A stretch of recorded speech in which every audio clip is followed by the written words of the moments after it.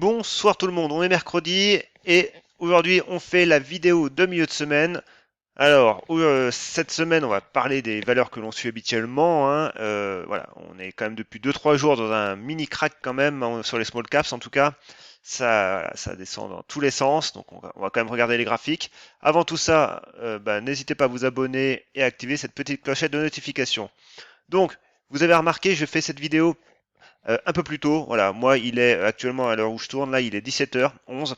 Simplement parce que à 18h, avec ce couvre-feu, niveau organisation, c'est un peu tendu aussi. Donc voilà, je suis obligé de la faire un peu plus tôt. Donc ne soyez pas surpris si le graphe bouge un tout petit peu entre ma vidéo et vraiment les résultats définitifs ce soir de la séance.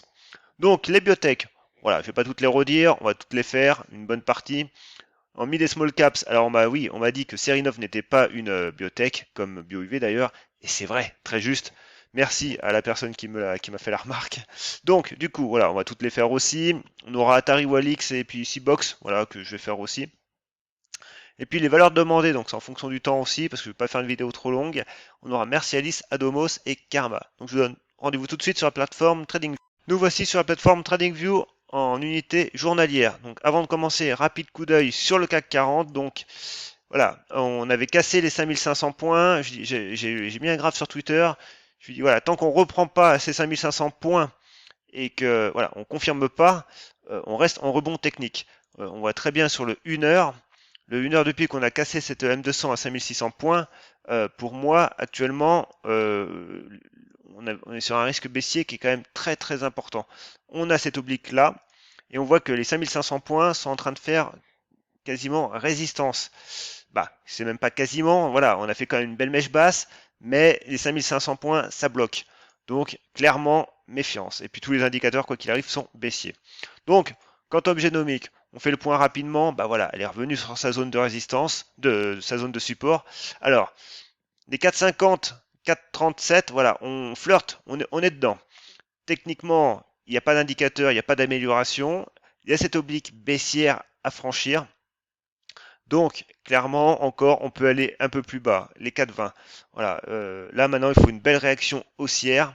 Alors demain, pourquoi pas, on peut faire une mèche basse et puis casser à la hausse, mais il en faudra quand même, je pense, un peu plus. Donc, ici aussi, on est en support, en zone de support, mais c'est ultra fragile.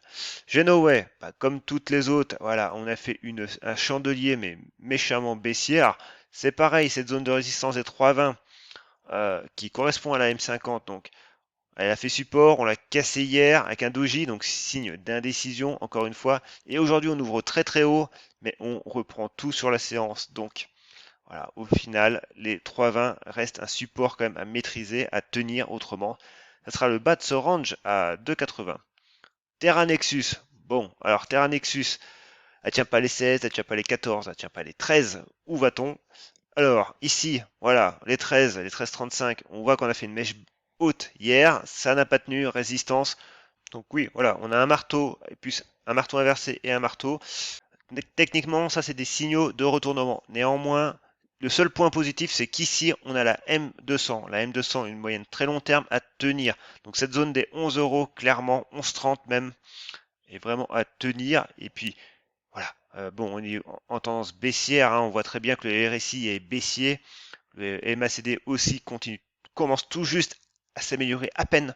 Donc voilà, clairement ici maintenant il faut construire dans cette zone des 11,40, 11,30, 13 euros et on pourra dire que voilà, l'orage est passé. Mais encore faut-il tenir cette zone. Vela, Valneva, c'est pareil. Hier, je disais que les 10 euros, c'était bien, voilà, la séance était une belle séance hier, mais au final, ça n'a rien changé à court terme. On reste dans ce range 9 euros, 10 euros. Donc voilà, je peux même mettre maintenant cette zone de support ici. Les 9 euros, clairement, sont à tenir. On voit encore qu'ils ont fait effet cet après-midi. Mais, voilà, la pression baissière, même si on est neutre à très court terme, mais haussier à moyen terme, les 9 euros avec ce gap là, faut vraiment se méfier. Ils sont à tenir. Ensuite, j'ai Acacia Pharma. Acacia Pharma, c'est une belle config que j'aime bien. Mais voilà, du coup, on est revenu pareil sur une zone de support. Donc elle reste dans son canal haussier. On fait une mèche basse, les moyennes mobiles sont haussières. Donc c'est une des configurations quand même les plus jolies actuellement. Mais c'est pareil, euh, ici 3,15 à tenir, mais si vous voulez vraiment avoir un potentiel de franchissement, de hausse, bon bah les 3,75 minimum, hein, cette zone-là, des 3,60, voilà, bah, vous avez même un point haut ici à 3,90. Mais voilà, si on met le graphique, euh, si on prend un peu de recul, alors on peut tracer pourquoi pas cet oblique-là, voilà, qui est à peu près parallèle d'ailleurs à l'autre. Donc clairement, bah oui, il est plus haut récent à 3,45, mais moi, c'est toujours mes 3,75 qui feront foi pour moi. Design, Design, c'est pareil. Bon, elle a beau être une biotech autofinancée, tout ce qu'on veut, néanmoins, elle souffre du contexte. Et c'est dommage parce que bon, les 14 euros ont été perdus, elle a rebondi hier, mais de nouveau, voilà, on continue la baisse et cette fois-ci, on revient sur le support des 12,65 €. Donc c'est à ce support-là qui a été un support de breakout, hein. J'en avais longuement parlé pendant plusieurs vidéos. Donc voilà, ok, au niveau de chartiste, elle tient cette zone-là. Par contre, le RSI casse sa dynamique haussière. C'est dommage. Donc maintenant, clairement, il faut attendre de voir où le prix va s'arrêter. Alors, il peut s'arrêter très bien, oui, sur les 11,65, sur les 12,65, mais il peut aussi très bien y rejoindre cette oblique baissière, cette oblique haussière avec cette M200, donc cette zone des 11,60. Voilà. Maintenant, on verra ce que décidera le marché. Novacite. Bon, eh ben Novacite, c'est pareil, hein, on va dire que ça descend, mais les 12,40 sont encore en zone de support. Voilà, ils tiennent encore. Mais clairement, le RSI a donné son signal baissier. Euh, le, le MACD faiblit aussi. Donc, Mata séance. Alors moi, initialement, je l'avais dessiné sur les 12,50. Mais oui, pourquoi pas la faire avec les plus hauts, ce qui peut être pas mal. Donc, revenir soit sur les 12,30, je pense, ou alors sur les 11,50. Mais quoi qu'il arrive, la ligne de coup à franchir. Alors, si j'arrive à la tracer, les lignes de coup à franchir pour valider la figure ta séance, parce qu'il ne suffit pas de la former, mais il faut aussi la valider. Voilà, bah, ça se fera évidemment sur les 13,40, 13,50 quoi à peu près. Parce que la ligne de coup n'est pas très non plus pentue, hein. Donc voilà. Après, Eurobio scientifique, c'est pareil. Toutes les valeurs Covid ont bien monté. Là, ça consolide. On voit que les ratios de Fibonacci fonctionnent. Les 23 ont fonctionné en résistance. Les 38 fonctionnent en support. Pareil, s'affaiblit. Donc, méfiance. On est en consolidation. Même si, pareil, à moyen terme, on est pas mal, hein, on reste dans une belle tendance haussière.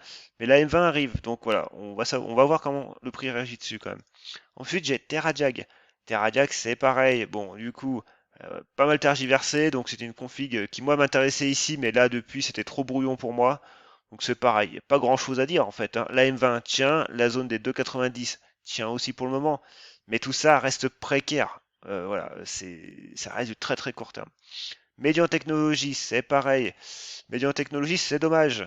Alors, elle tient cette oblique-là, haussière court terme. Elle la tient. Mais c'est pareil, les indicateurs sont pas bons. Euh, du coup, si jamais on fait une accélération baissière sous les 7 euros, clairement, cette oblique haussière des 6,70 là, avec la M200 qui arrive tout doucement, hein, mais voilà, il n'y est pas encore. Voilà, cette zone des 6,50, 6,70 pourrait réellement bah, être un objectif à la baisse, hein. Genomic Vision, c'est pareil, elle est dans son range, elle latéralise, et voilà, on voit que les M2, les moyennes, la M20 et la M50, ben voilà, ça tourne autour, le prix tourne autour, le MACD on voit très bien, hein, pareil, il ne sait pas où donner de la direction, et le RSI est neutre. Donc, elle encore est dans une configuration neutre par rapport à des configurations baissières.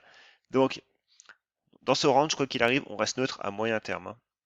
Ensuite, j'ai Noxon. Alors, Noxon a annoncé une augmentation de capital. Donc voilà. Donc du coup, là, ici, gap baissier. Donc, je reprends. Ici, nous avons un gap baissier. Donc, potentiellement, avec la cassure de cette oblique haussière, c'est un gap de rupture. Donc, pareil, on reprend du recul et on voit très bien que cette zone, pour le moment, des 0,45 fait support. Donc, si elle fait support et qu'elle tient ce support, c'est une bonne chose. Voilà. Maintenant, si elle ne tient pas, clairement, on retiendra sur le bas de ce range, sur la zone des 0,33. Ensuite, j'ai Navia. Alors Navia, c'est comme toutes les valeurs, en ce moment est dérouille. Donc ici les 3,50 étaient à tenir, on les tient pas, on fait un breakout à la baisse hier. Donc voilà, c'est pas un breakout du coup, c'est un breakdown. Mais on fait un premier chandelier, on voit très bien, c'est un quasi doji parce qu'on a quand même deux belles mèches. Même si on a un petit corps, mais voilà, on a quand même deux belles mèches, un combat entre haussier et baissier. Et voilà, pour l'instant, cette zone des 3,50, avec le changement de polarité, se transforme en zone de résistance. Donc c'est pas une bonne chose. Et on voit aujourd'hui que l'on confirme ce signal. Donc maintenant, on a notre zone, cette zone-là, la première zone qui arrive d'ailleurs, voilà, on a quasi touché les 2,90. Et puis après, on a cette oblique haussière. Voilà. Donc cette zone des 2,90, c'est notre nouveau support. Et c'est un support qui vaut mieux tenir parce que ensuite, ensuite c'est la M200. Hein. C'est la M200 à 2,20. Donc voilà, il y a encore un potentiel de baisse, sachant que les indicateurs, eux, sont totalement baissiers. Et puis, une dernière chose, voilà, si on prolonge cette oblique, on peut dessiner un canal baissier, un début de canal baissier, quasiment. Donc, c'est pareil, soit on tient ce support et on rebondit et on reprend à court terme les 3,50, mais voilà, la dynamique haussière, quoi qu'il arrive, pour l'instant, est complètement cassée. Donc, je parle pas de potentielle hausse, j'attends que le prix construise quelque chose. Ensuite, j'ai Blockchain Group. Alors, Blockchain Group, c'est pareil, elle est revenue sur les 1,60, voilà, ça tient pour le moment. Alors, les configurations, c'est pareil, c'est complètement dégradé. Mais encore une fois, voilà, maintenant on voit très bien que les 2 euros ont fonctionné en résistance. Après, on est venu taper les 1,80, on est revenu. On a cassé les 1,80, on fait résistance aussi. Donc maintenant, il faut construire. Ici aussi, il faut construire. Les bandes de Bollinger divergent, c'est pas top. Clairement, c'est pas top. Mais voilà, tant que, on va dire, cette zone-là, avec la M200 qui arrive tout doucement, plus la cassure de cette oblique baissière, voilà, d'ici début février, on devrait en connaître un peu plus sur sa situation. Ensuite, j'ai BioUV. Bon, BioUV, elle nous a fait une mèche assassinière, du coup, moi, je me suis fait sortir au passage, mais bon, c'est pas grave, vu le contexte, c'est pas plus mal. Maintenant, à très court terme, voilà, on passe sous la M20 est plate, mais le prix est dessous, donc on est neutre, avec un biais quand même baissier pour moi. Et puis, voilà, on avait cette oblique, on a cette oblique haussière. Le prix nous fait encore une mèche sur la M50 aujourd'hui. Il tient alors actuellement de justesse les 6,60, hein, 6,65, 6,70. Mais c'est pareil aussi ici, sous cette oblique haussière, sous ce niveau là des 6,97 euros. Prudence, prudence. VMX, Verimatrix. Alors elle, pour le coup, une configuration qui est pas du tout la même. On voit très bien que les plus hauts sont de plus en plus hauts, les plus bas sont de plus en plus hauts. Et que cette zone des 2,90 fonctionne pour le moment avec nos deux moyennes mobiles. Donc c'est une configuration qui est, à mon sens, actuellement une des plus intéressantes. C'est pour ça il est fondamental de vraiment cadrer le prix sur toutes vos unités de temps. C'est vraiment fondamental. Et c'est ce que j'enseigne dans mon livre, justement. Il faut cadrer le prix parce que autrement, on est dans le brouillard complet. Hein. On est dans le brouillard complet. Ici, Serinov. Bon, pareil, on casse les 1,70. Voilà, fortement à la baisse. Alors du coup, j'avais tracé ce petit biseau, voilà, qui était juste sur deux mèches basses. Néanmoins, ce biseau, il est probant parce qu'on voit très bien que le prix a réagi dessus et aujourd'hui c'est pareil. On a ouvert pile sous ce biseau. Donc clairement ici, encore une fois, il n'y a pas grand chose à espérer à court terme. On voit très bien que c'est baissier, le graphe parle de lui-même. Ensuite j'ai Atari. Alors Atari on fait le point, parce qu'on me l'a demandé plusieurs fois, donc on fait le point. C'est pareil. Les 0,38 font résistance parce qu'on voit on a quand même trois mèches. Donc c'est pas gagné non plus ici aussi. Alors, la résistance, elle, voilà. Puis là, bon. Par contre, ce qui est pas mal encore, c'est qu'ici, on a une figure de congestion. On voit très bien que ce niveau des 0,35 fonctionne en support. On a une oblique haussière court terme, voilà, qui tient le prix. Donc, elle est court terme, hein, donc elle n'est pas non plus très solide, mais elle a le mérite d'exister quand même. Et puis ensuite, alors j'ai cette oblique là, je sais plus d'où elle vient. Voilà, donc elle, on va la réajuster comme ça. Voilà. Donc du coup, tant qu'on tient cette zone-là des 0,36, 0, ouais, ouais, 0,36, 0,36,4, 0,36, on est pas mal. On voit que les bandes de Bollinger sont plates là, très court terme. Donc on tient. Autrement, on ira retourner voir les 0,317 et la M200. Et puis bon, on a cette oblique baissière sur le RSI aussi. Donc c'est une configuration elle aussi qui est quand même intéressante. Voilà. On voit, hein, bon, on a fait une super poussée au mois d'octobre, on consolide, et clairement, je pense qu'on doit être euh, quasi au niveau des retracements de Fibonacci, quasi sur la moitié. Voilà, ouais, donc on est neutre, hein, on est neutre. Ensuite, j'ai Walix. Alors Walix, ben bon, c'est une très belle valeur, très beau parcours. Évidemment, avec le contexte, elle accuse le coup aussi. Donc du coup, sa tendance s'affaiblit. Le premier signal a été donné quand même avec la cassure du RSI. Le MACD est sur le point aussi. Donc le niveau à tenir, hein, ça reste les 26 euros. Hein, voilà. Si demain voilà, on confirme ce niveau encore une fois, et ben on repartira. Mais à très court terme, on est neutre maintenant. On voit très bien, on a un micro-range. Hein. Donc on peut se mettre en horaire. Voilà, vous avez un range et on voit très bien que la borne basse quand même de ce range est à 25 euros. Hein. Donc moi, clairement, sous 26, il y a danger. Il y a clairement danger. Et puis après, voilà, de toute façon, vous avez une résistance moyen terme à 30 euros. Donc ici, on a eu une très belle hausse. Maintenant, voilà, il faut savoir quand même regarder, d'où encore cette notion de cadrage de prix.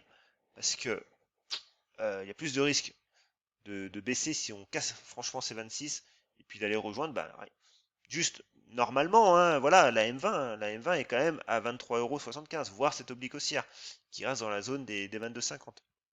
Donc méfiance ici. Ensuite, j'ai C-Box. C-Box, bon, alors pareil, je l'analyse parce qu'on m'en a parlé il n'y a pas longtemps. Alors, ben, du coup, on a été rejoindre cette oblique, voilà, cette oblique haussière là, cette oblique baissière. On est dans un triangle symétrique. Pareil, tenir les 0,27, mais bon, clairement, pour l'instant, à très court terme, on neutralise. Ensuite, j'ai Mercialis, donc ça c'est une valeur qu'on m'a demandé. Donc je ne l'ai pas du tout analysé. Donc on va la regarder rapidement en hebdomadaire. En hebdomadaire, on voit déjà que l'on a alors une oblique baissière, alors qu'on peut tracer plus comme ça peut-être, voilà.